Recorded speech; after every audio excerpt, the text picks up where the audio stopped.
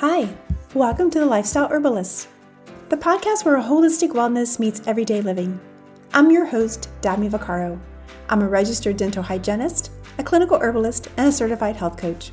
And I'm your co-host, Sabrina Cooper, a registered dental hygienist with a bachelor's in oral health promotion, a certified culinary nutritionist and herbalist, and a mindfulness and mindful eating coach. Together, we explore the intersection of holistic health, herbal wisdom, and joyful living. From plant-powered remedies to kitchen medicine, mindful moments, and conversations that feed the soul, we're here to help you feel vibrant, grounded, and inspired in your daily life. So steep a cup of something soothing, settle in, and let's grow well together one episode at a time, bringing you a healthy dose of happiness. Hi, welcome back to the Lifestyle Herbalist. I'm your host, Dabney, and today we're going to talk about something most of us interact with every single day, and that's dental products, and whether they're truly supporting our health or quietly working against it. This episode isn't about fear or extremes, and it's definitely not about throwing anything in your bathroom away. It's really about understanding the mouth as a living, breathing ecosystem and learning how to care for it in a way that supports balance rather than disruption. One of the most common misunderstandings in oral health is the idea that all bacteria are bad. In reality, the mouth is the home to hundreds of species of bacteria, many of which are protective and necessary. A healthy mouth is not sterile, it's balanced. And when we approach oral care like a battlefield and try to wipe everything out, we often create more inflammation, more dryness, and vulnerability. Balance, not eradication, is what leads to long-term oral health. That brings us to antimicrobial mouth rinses, especially popular ones like Listerine. These products are marketed as killing nearly all germs, 99.9%, I think is what the advertisement says, which sounds reassuring, but they don't distinguish between harmful bacteria and the beneficial ones. And when beneficial microbes are removed, well, the oral environment becomes less stable. Salivary production can be affected, and the tissues can dry out. The pH can shift in a way that actually favors cavity and disease-causing bacteria. Many of these rinses also contain high levels of alcohol, artificial dyes, and strong essential oils in concentrations that can irritate oral tissues. While they may leave the mouth feeling intensely clean, that sensation often becomes at a cost at long-term balance and tissue health. So let's talk a little bit about toothpaste. This is another area where well-intentioned products can sometimes do more harm than good.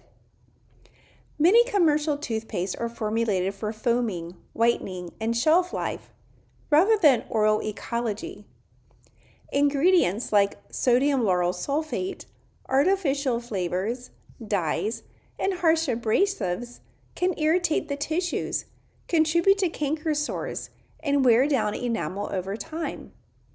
The goal of brushing isn't to aggressively strip the mouth. It's gently to remove the plaque while supporting enamel, maintaining a healthy pH, and protecting the gums. When toothpaste is too abrasive or disruptive, it weakens the very structures it's meant to protect. So what about fluoride? Fluoride is probably one of the most emotionally charged topics in oral health, and it deserves a thoughtful, balanced conversation. Topically applied fluoride can be helpful for strengthening enamel, especially for individuals with a high cavity risk, children with developing teeth, or those with limited access to dental care. However, systemic exposure, particularly through fluoridated water, raises valid concerns for some people. It's the total fluoride that matters, especially when combined with toothpaste, mouth rinses, and other sources. There are those individual considerations related to thyroid function, mineral balance, and sensitivity. Topical fluoride works locally on teeth, while systemic fluoride affects the entire body, which is why individualized care is so important. There is no one-size-fits-all answer. Holistic dental care is not about doing nothing. It's about supporting the body's natural defenses. Alcohol-free mouth rinses allow saliva to do its job of buffering acids and maintaining a healthy microbial balance without drying out all the tissues. Herbal mouth rinses, when thoughtfully formulated, can support gum health and soothe inflammation without sterilizing the mouth.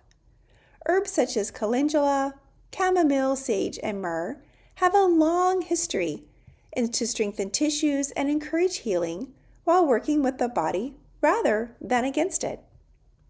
Mineral-based toothpaste are another supportive option because teeth rely on minerals like calcium and phosphorus to stay strong. Rather than focusing on aggressive whitening or abrasion, these formulas aim to support the mineralization and enamel resilience over time. And let's not forget about xylitol.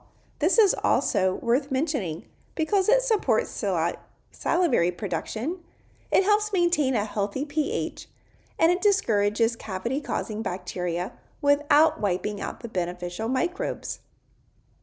Technique matters as much as products.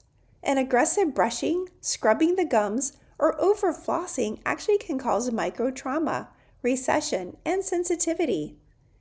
Gentle, mindful brushing and flossing improves circulation, supports tissue health, and allows the mouth to protect itself.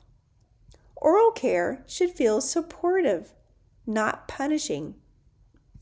At the heart of holistic healthcare, it's really a simple shift in mindset. Instead of saying, what kills the most bacteria, maybe we could ask, what supports balance, resilience, and long-term health? Your mouth is not separate from your body. It reflects stress, nutrition, inflammation, and lifestyle. When we care for it with intention and respect, it often responds beautifully. So thanks for spending time with me on the Lifestyle Herbalist. If this episode helped you rethink your dental routine, share it with someone who's curious about a more holistic approach to health. And remember, oral care doesn't have to be harsh to be effective. Until next time, stay well.